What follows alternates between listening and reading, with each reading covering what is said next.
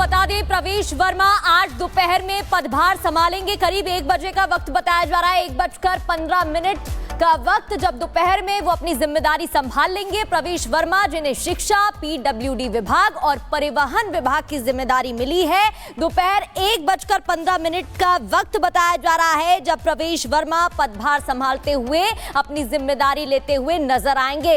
तो लगातार जब से ऐलान हुआ है विभागों का, तभी से बैठकों का सिलसिला देखने को मिल रहा है और बीजेपी पार्टी सरकार एक्शन मोड में नजर आ रही है और उससे जुड़े फैसले भी देखने को मिल रहे हैं। काजल ग्राउंड से हमारे साथ लगातार जुड़ी हुई हैं। काजल, 1:15 का वक्त बताया जा रहा है, आपके पास क्या अपडेट?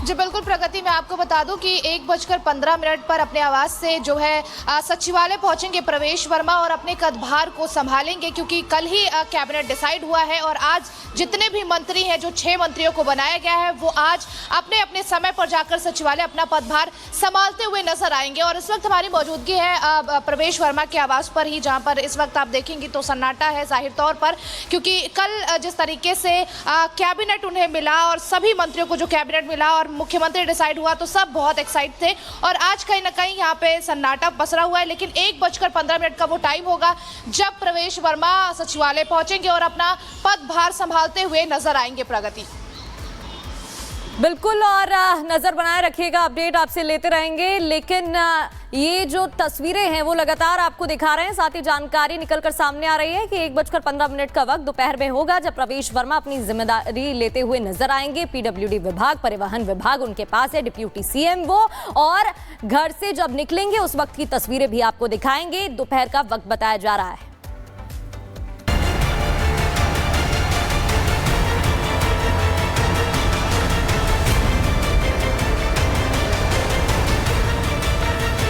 मुख्यमंत्री पद की शपथ के साथ ही मैडम सीएम फुल एक्शन में हैं। अपना पदभार संभालते ही फैसले धुआंधार ले रही हैं।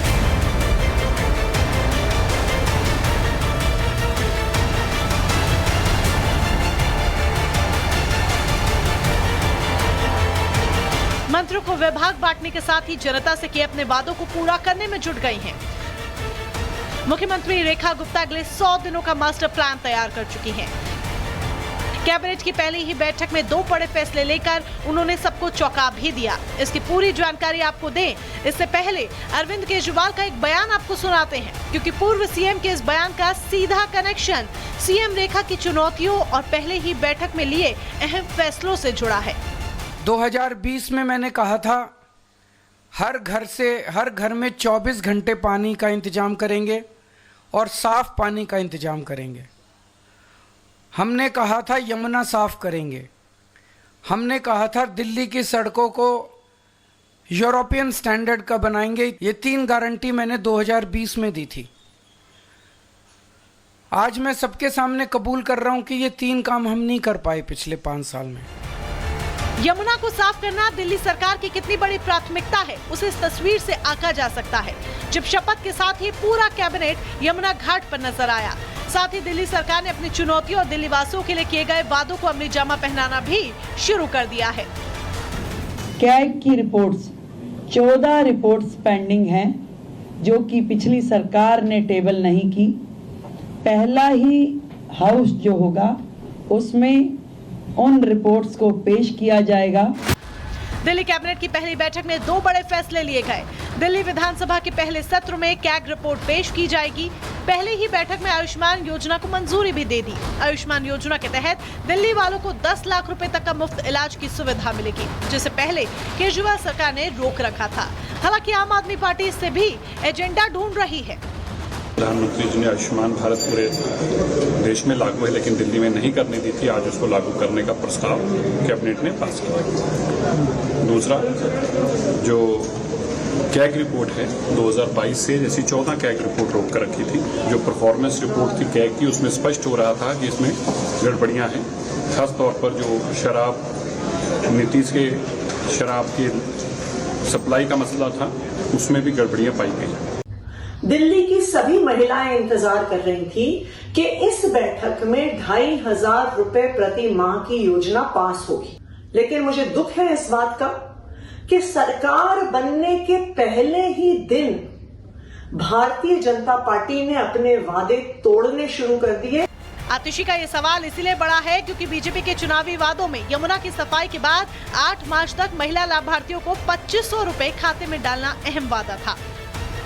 हालांकि पहले ही दिन दिल्ली की नई सरकार के दनादन फैसलों से ये बात तो साफ है कि अगले कुछ दिनों में ये बड़ा ऐलान भी हो जाएगा। और साफ ये भी है कि खुद को कट्टर ईमानदार कहने वाली पार्टी के आगे आने वाले दिन कितने आसान होंगे, क्योंकि यकीनन आसान नहीं होंगे, क्योंकि केजरीवाल के 10 सालों का चिट्ठा अब खुलने वाला है। Bureau report, Republic Bharat.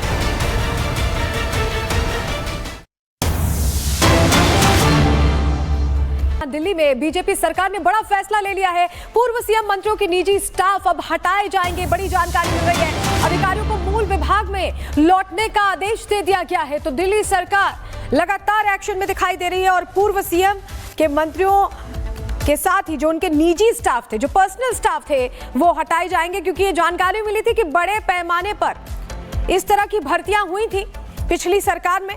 और ऐसे में बीजेपी सरकार ने बड़ा फैसला लेते हुए अधिकारियों को मूल विभाग में लौटने का आदेश जारी कर दिया है। ये बड़ी जानकारी हम आपको दे रहे हैं। दिल्ली में बीजेपी सरकार ने बड़ा फैसला लेते हुए पूर्व सीएम मंत्रियों के निजी स्टाफ को हटाए जाने का आदेश जारी कर दिया है। तो व्यक्तिगत स्टाफ की सेवाएं खत्म करने का आदेश जारी किया गया है। और अनामिका सिंघारी हमारे साथ लाइव जुड़ चुकी हैं। अनामिका का रुख करेंगे। अनामिका, लगातार एक के बाद एक्शन मोड में रेखा सरकार नजर आ रही है, यानी कि सीएम रेखा नजर आ रही है और अब अधिकारियों को मूल विभाग में लौटने का आदेश भी जारी कर दिया गया है। पूरी डिटेल्स। ये कम से कम 32 साल पहले वो जमीन से जुड़ी हुई हैं और हमारे बहुत बहुत बधाई उनको।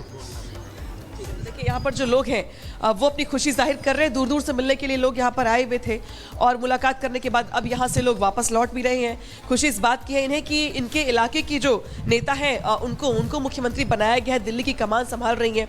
ऐसे में जो स्थानीय लोग हैं उनके लिए बड़ा मौका है ये।